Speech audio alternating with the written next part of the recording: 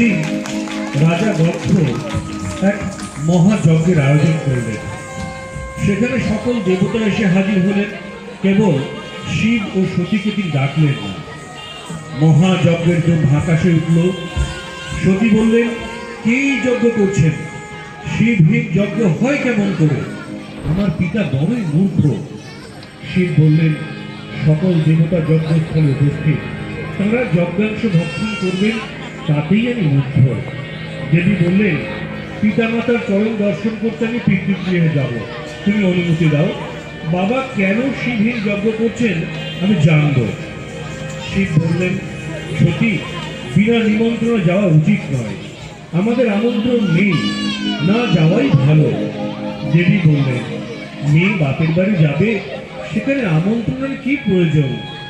দেবী গেলেন। ব্রহ্মাদি দেবতাগণ সবাই তার চরণ বন্দনা করলেন।